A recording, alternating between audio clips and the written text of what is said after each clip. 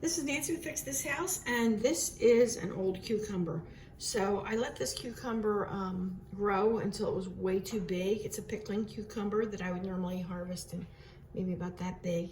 And it got too big, and I'm gonna save seeds from it. So if you can see, it's actually starting to rot on the bottom. I'm just gonna cut it open and show you how you can save seeds from your cucumbers for next year.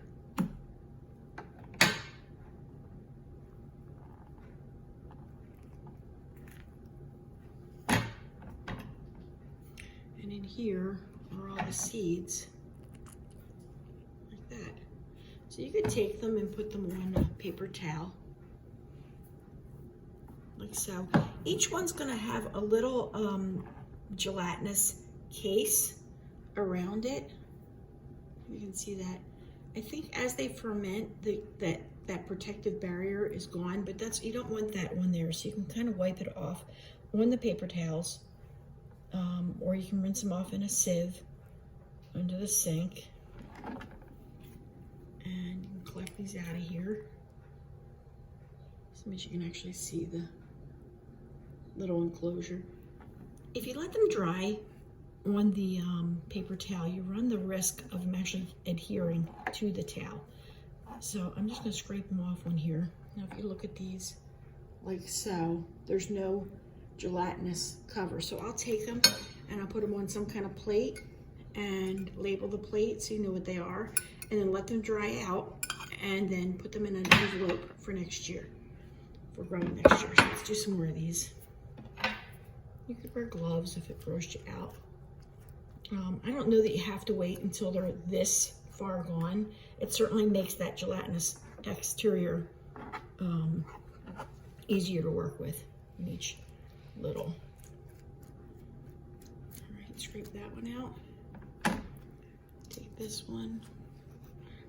I'm gonna be doing another video like this with zucchini. I actually did collect seeds from a Suyo long cucumber, and it wasn't nearly this yellow or this far gone.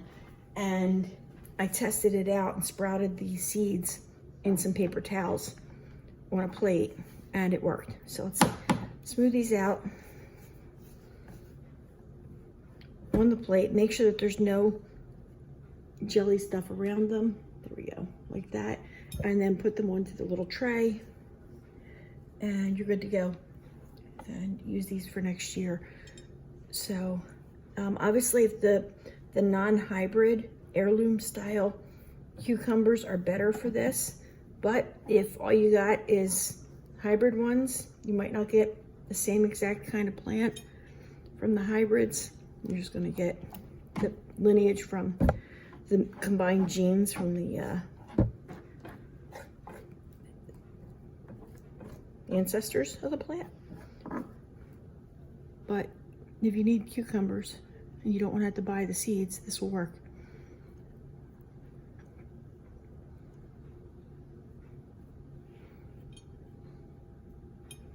And there you have it.